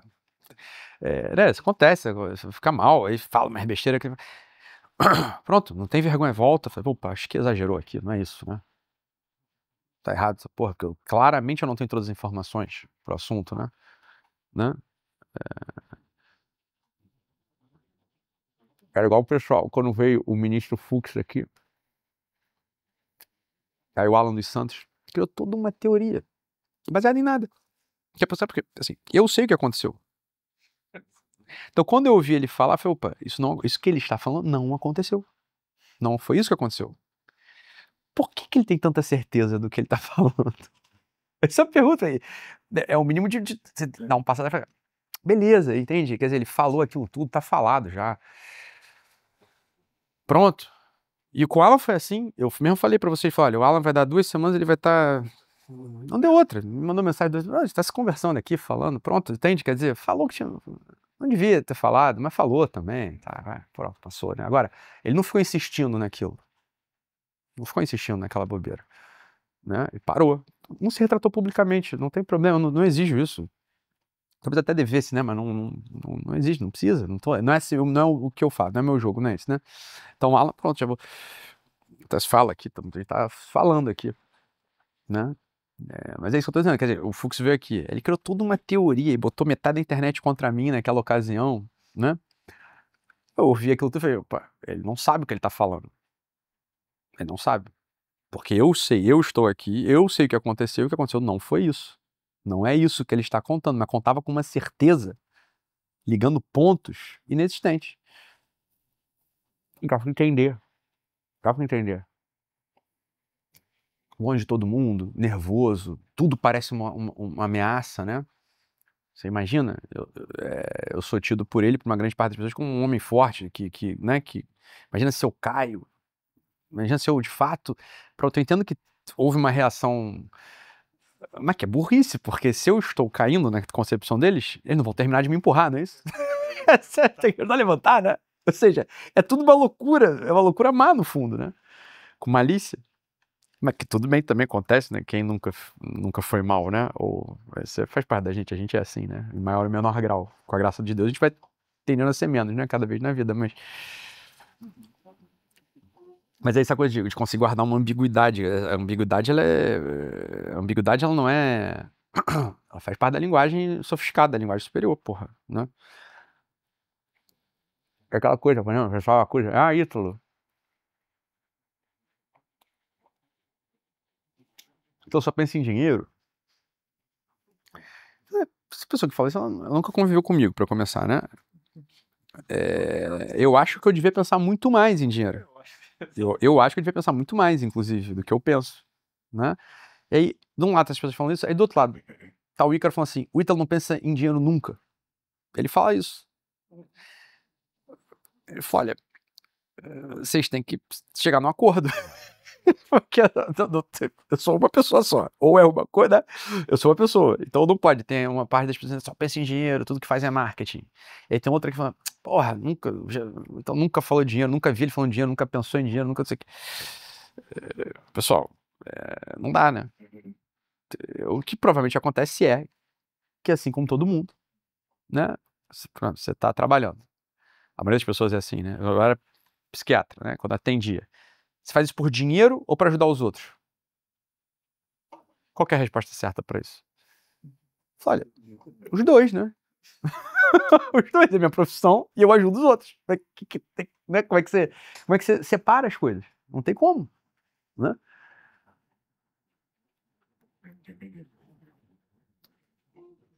É evidente que eu preciso pensar em dinheiro. Eu até consegui montar uma certa estrutura aqui na empresa que eu consigo até fazer o que eu consigo pensar pouco em dinheiro, porque tem gente pensando em dinheiro por mim. Consegui montar desse modo. Às vezes não dá, você tem que pensar em dinheiro mesmo. Eu até consegui pensar, eu consegui montar uma estrutura que eu olho planilha financeira assim, sei lá, a cada 3 meses. Já tem alguém olhando todo dia. Todo dia. Eu saí da minha sala agora e o Lucas falou: vou precisar ver agora o relatório financeiro. Eu falei, beleza. Eu não tenho ideia do que ele tá vendo lá. Eu vou ver daqui 1 mês, né? 2, sei lá. Nas reuniões financeiras, né? Alguém vai me apresentar. Aí eu tenho uma empresa. Aí se fosse caridade, eu teria que pensar em dinheiro igual, porque você vê a minha tia que fundou lá os hospitais, os colégios na Santa Cabrini. Ela pensava em dinheiro, evidente, porque você acha que aquele edifício que ela construiu, ela plantou um pé de manga e cresceu um prédio, porra. Não, ela precisou ir lá, pedir dinheiro, brigar com o prefeito e arranjar. E ela tá fazendo caridade. Atenção, ela tá fazendo caridade, porra. Ela precisa de dinheiro. Entende? Quer dizer, é tão óbvio. Ou isso, agora, estão reclamando de mim aqui. O nível também tá alucinante, mente baixo, né? O Ítalo errou, o Dorani ia ser papa, não sei o quê. Isso é uma bobeira, né? Assim, porra, esse funcionário é de sacanagem, né? Não é possível, não é possível que ele tenha sacanagem. Você imagina só, imagina que você é brasileiro, e aí você tá indo pra Rússia, em 2018, 2022, quando é que foi a Copa da Rússia? 2018, você tá indo pra Rússia, de avião. Aí, por acaso, no teu voo, tá o Neymar. Aí você fala assim, porra, tô aqui nesse voo com o futuro campeão da Copa do Mundo. É o que você vai falar, não vai ou não? Você é brasileiro, porra. Você não é um analista, você tá falando como um torcedor brasileiro, né? Você ama teu país, você quer que quem ganhe a Copa do Mundo? O Brasil. Eu falo com o coração, né? De quem ama e tal. Evidente, no voo tinha um brasileiro, um cardeal brasileiro. Eu falei, olha aqui, quem tá no voo, futuro papa. É isso, devia ter falado? Eu falei, olha, acho que sim, devia. Acho que devia mesmo, acho que devia. Óbvio que eu devia ter falado. Porque é óbvio, é o amor por aquele cardeal, que eu de fato amo. Mas eu amo ele. Então, né? Aí a pessoa fala, isso não é tempo de especulação, é tempo de oração. Eu falei, mas que coração humano é assim, né? A gente ama do nosso jeitinho, né? A gente ama com um coração de carne, né? Como é que você ama? Eu não amo de modo teológico, eu amo com o meu coração que eu tenho, porra. Né? O coração que eu tenho é esse, de filho. Eu vi meu pai ali no voo, falei, é o futuro papa. Fiquei feliz com aquilo. Aí não foi ele, foi o Papa Leão, né? O Robert Francis. Fiquei feliz pra caramba. Imediatamente falei, caralho, uns papas, né? Não foi? A gente ficou genuinamente feliz. Porra, qualquer um a gente ia ficar feliz no fundo, né? Porque é o coração de filho, você vai ficar feliz. Porra, teu pai ali, acabou, né? Eu sou católico, né? Se eu não fosse católico, talvez eu estivesse analisando. Mas ele vai ser bom, não vai? Sei lá, ele é papa, porra, é meu pai, é óbvio que ele é bom, né? É assim que o católico, em geral, né, se importa de... Então, estão falando disso agora, é impressionante, porque previu e não sei o que, tá dando, como é que é, sinais ambíguos pra sua audiência. Caralho, isso é loucura, cara, isso é uma loucura do tamanho do mundo, caralho, que loucura.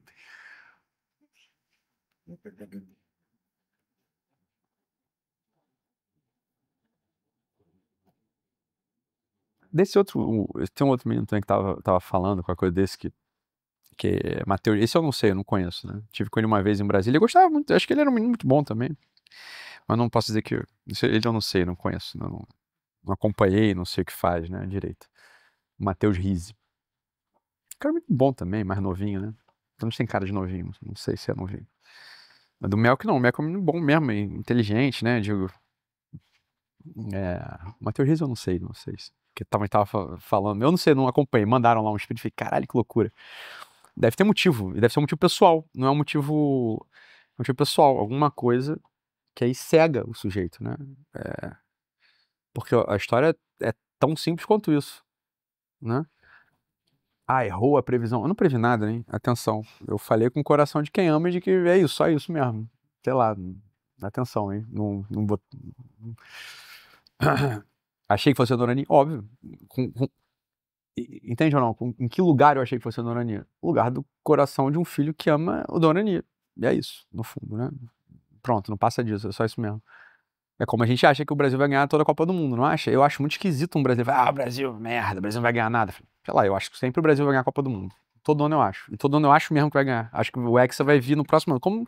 Como quase todo brasileiro acha, né? No fundo. A gente acredita, né? A última Copa. A gente acreditou até o gol da Croácia, não foi? Todo mundo tava iludido. Por quê? Porque a gente é brasileiro, porra. Né? Começa um brasileiro a não achar que o Brasil vai ganhar e fazer análise. Ih, esse cara não é brasileiro.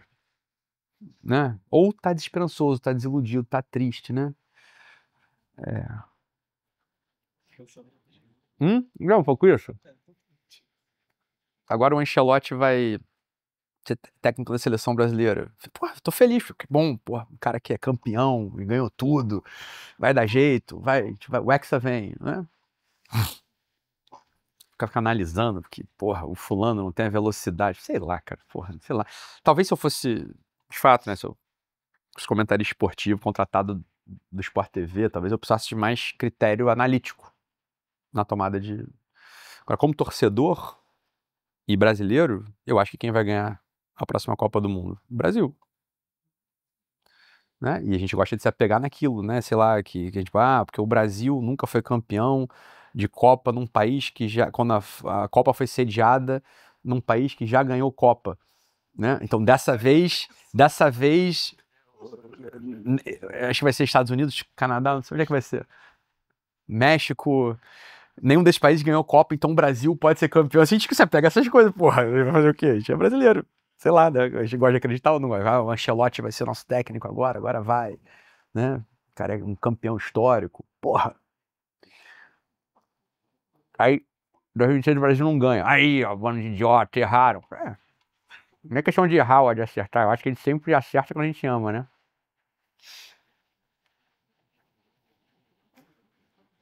Claro, é um nível de amor bobo, né?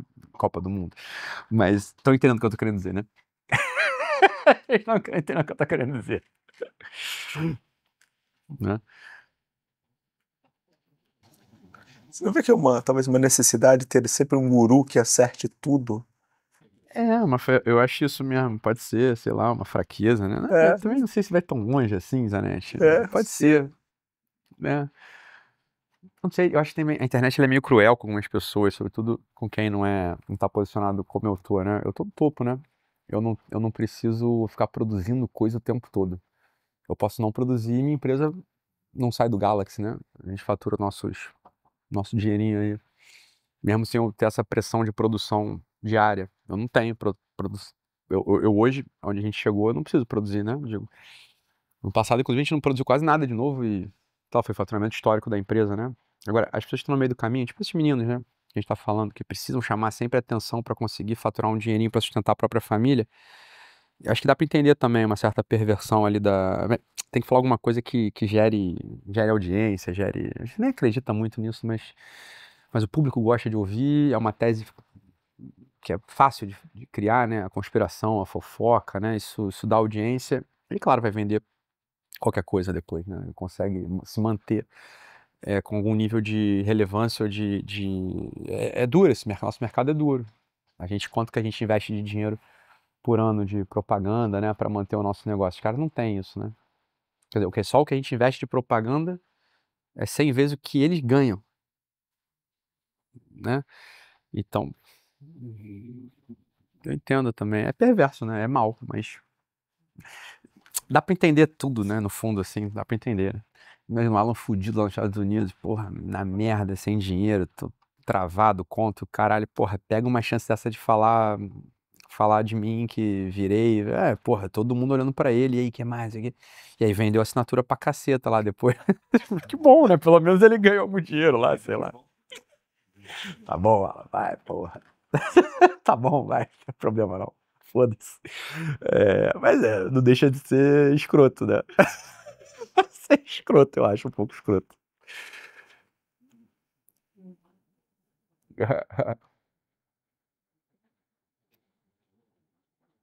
Foda, esse pessoal assim que não é formado, né? Não tem uma profissão, não tem um concurso público, não tem um cargo, né? Deve ser angustiante mesmo, né? O cara imaginar que não vai vender nada no mês seguinte, aí tem uma chance de gerar uma audiência, e sempre que você gerar audiência você vende alguma coisa, ele acho que acaba fraquejando, assim. Monta um time ali em torno, né?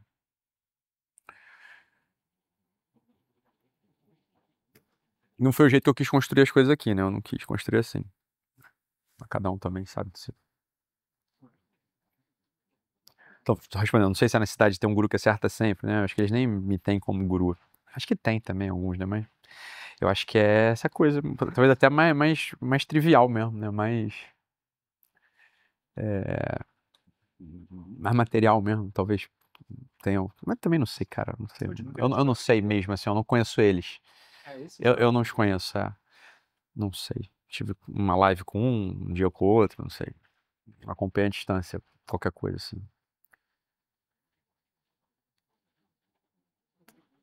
O Mel que eu nem acompanhei. Como é que eu gostava, porque eu tendo a gostar das pessoas, eu achava um menino com uma cara boa e tinha uma ideia boa e tal. A gente fez uma live junto uma vez, foi muito boa aquela live, eu acho. Não lembro exatamente, mas eu lembro, mas eu acho que foi, né? Gostosa, né? Foi bacana, assim. Talvez uma chave de solução para essa dificuldade de lidar com essa ambiguidade anterior, né? Que aparentemente algumas pessoas não conseguem, seria começar a promover que eles escrevam um fado, né?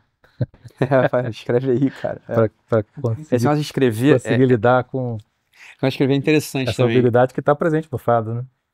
Esse negócio de escrever é interessante também. Escrever ajuda. Escrever mesmo, né? Não escrever história e tal. É uma escrita ou história, mas é muito rápido, é muito reativo. Né? Você tá respondendo uma coisa que alguém perguntou e depois de novo, depois de novo, depois de novo, depois de novo, depois de novo.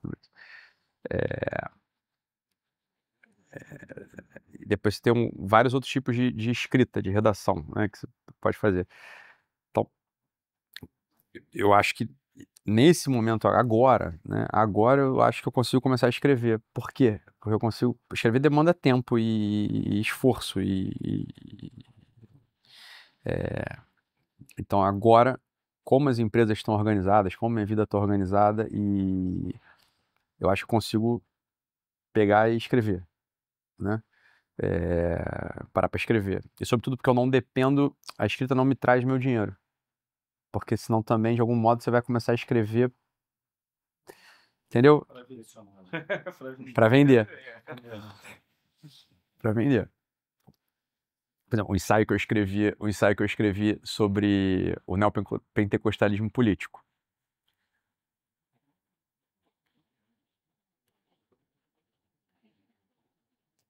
Se eu fosse um político, eu não escreveria aquilo. Porque aquilo, num primeiro momento, você não fica amigo de ninguém. Ninguém, zero. 100% das pessoas vai ler aquilo e vai achar ruim. Vão achar ruim aquilo. Né? Então, veja bem, eu escrevo sobre o neopentecostalismo político, revelando o movimento. Eu não sou de esquerda, então, claro, ninguém de esquerda vai achar bom, vai votar em mim, né? Zero. E toda a direita hoje, ou para não dizer toda, 90%, é aquilo. Então, quando eu escrevo contra aquilo, eu imediatamente eu gerei o... Né? Imediatamente. Quer dizer, se eu fosse concorrer ao governo do estado do Rio agora, eu não vou esperar que aquelas ideias, elas gerem raízes e cresçam e deem frutos para que a população, para que a comunidade compreenda o que eu estou falando. Não é assim, né? Aquilo é um texto que, sei lá, 5 pessoas, muita gente leu, né? São 40 mil pessoas, né? Assinando a newsletter, eu acho. Não sei quantas leram, não sei quantas entenderam.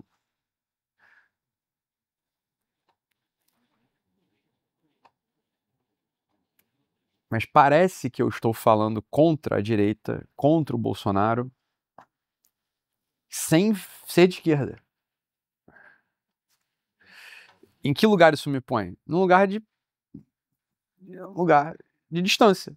Ou seja, né? Isso aqui, vamos lá, vamos supor que eu fosse político. Que votos eu teria com essas ideias? 0. Porque não tem forma mental, popular. A forma mental popular da eleição é ou é de direita, ou é de esquerda, ou é Bolsonaro. Tá, ali eu me falando, cara, atenção, você nem sabe o que eu sou, mas o que eu tô te dizendo é que isso que eles chamam de direita tem um problema. Então, eu tô falando mal da direita, eu tô revelando uma podridão da direita, sem aderir a nenhuma tese de esquerda, absolutamente nenhuma. Entende? Você tem que ter uma certa liberdade para poder escrever, isso é o que eu tô querendo dizer. Se você não tem uma liberdade para escrever, se você não tá numa posição que você entenda que você tem uma liberdade, você não consegue escrever direito também.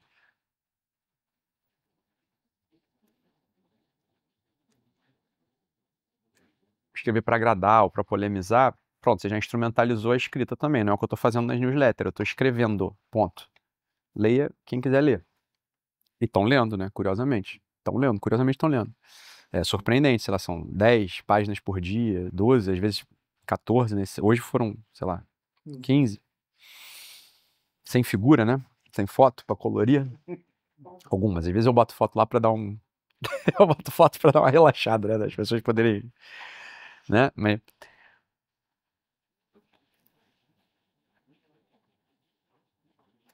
jornalista hoje é isso, né, Pedro? Você tem que escrever uma coisa que vai dar visualização, vai dar clique. Então, existe um mecanismo específico de visualizar, de fazer as pessoas visualizem e cliquem. É a polêmica, é o embate direto. Aquelas colunas antigas, né, que às vezes um jornalista demorava, sei lá, 15 dias para escrever um artigo extenso. Isso perdeu um pouco. A forma mental do povo hoje está diferente. Então, os artigos antigos, né, de mais investigativos mesmo, mais ensaísticos às vezes até, isso não tem. Por exemplo, eu acho que eu vou escrever para a Gazeta. Mas acho que é porque eles são meus amigos e gostam de mim. E aí vamos dar espaço lá, mas não é a forma que possa ser, aquela forma que eu escrevo não é uma forma que possa ser acolhida hoje num jornal.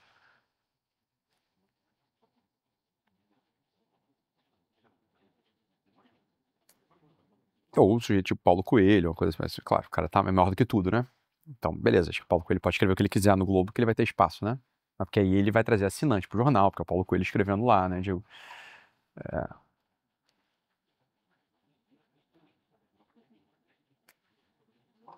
mas como peça propriamente que caiba num jornal hoje,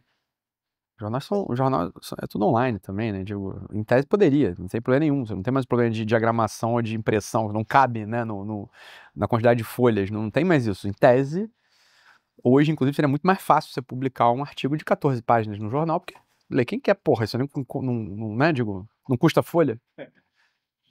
É que a tese mercantilista é que, porra, ninguém vai ler 14 páginas, quem vai ler essa merda? Só quer ler saber se a Sônia Vieira tá de viseira no Leblon ou não, quer saber se o STF é mal ou é bom, quer saber se o Bolsonaro é bom ou mal, quer saber se o Lula é bom ou mal, e aí, isso aí gera discussão, né? Essa escrita livre de amarras, né?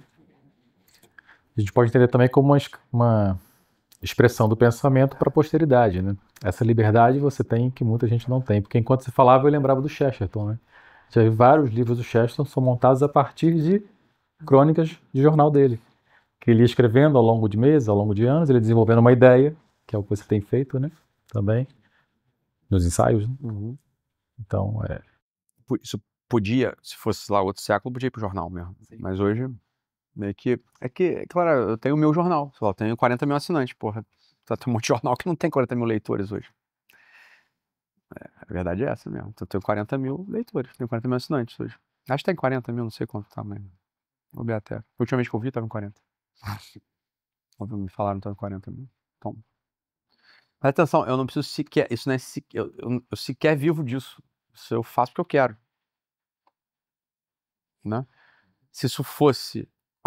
se eu precisar... Como as lives eu vivia das lives. Então, claro, as lives têm um formato específico de impacto. Não tem a liberdade total. Tem uma forma para impactar, para manter a audiência coesa, né? Tinha uma qualidade aquilo, mas a newsletter é totalmente diferente. Hoje em dia está sendo totalmente diferente. Pode ser que em algum momento eu vá perverter as newsletters? Acho que sim. Quando eu começar a publicar os livros, talvez a newsletter possa virar uma outra coisa. Mais comercial, talvez. Talvez, não sei. Não sei. Afinal, a gente precisa comer, né? Então precisa... né? Precisa ganhar dinheiro, né? Digo.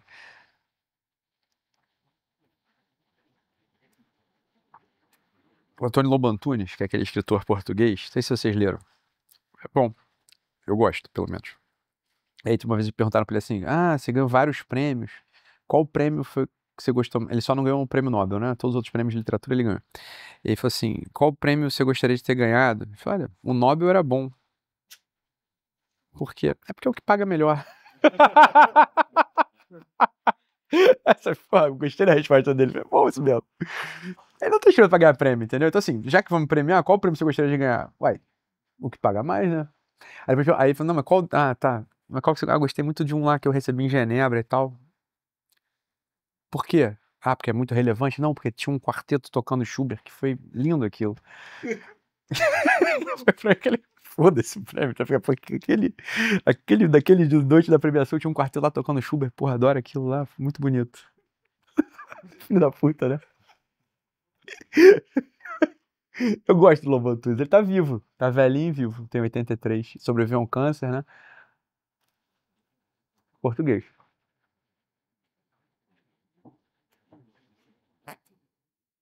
Português. Então isso. Essa escrita militante, políticas, porra, isso, sei lá, eu acho que é importante, acho que tem muita gente que faz e acho que tem que ser feita, talvez, não sei, eu não faço. Mas eu não faço há um tempo, né? Quando eu faço aquela sequência de histórias que eu falo que o Bolsonaro, antes de tudo, o Bolsonaro é o capitão do mato. Porra, ali foi a primeira racha, a pessoa ficou putaço comigo. A direita, ali que eu perdi minha carteirinha da direita, eu acho.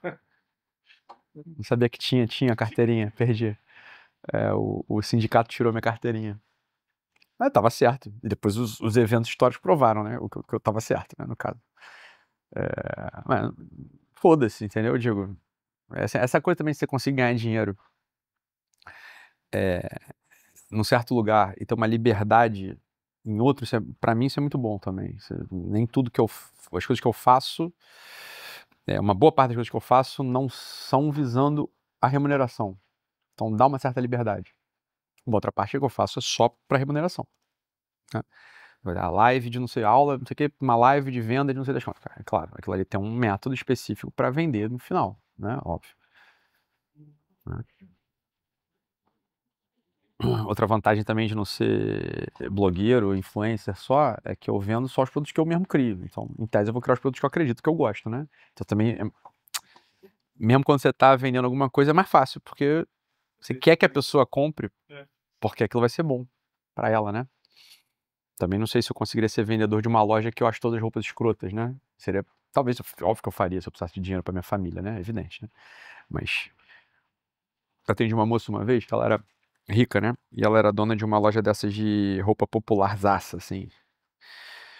Ela me falou, Ítalo, eu não tenho nenhum problema com isso. Eu não uso nenhuma roupa da minha loja. Zero. Mas todas as roupas que eu vendo lá é o melhor que eu consigo encontrar para aquele público que não pode comprar as roupas que eu posso comprar. Então também tinha uma honestidade muito boa, né? Eu falei, porra, bacana isso. 100%, entendeu? Ela não tinha nenhum drama, 100% instalada, perfeita, ótimo, maravilha.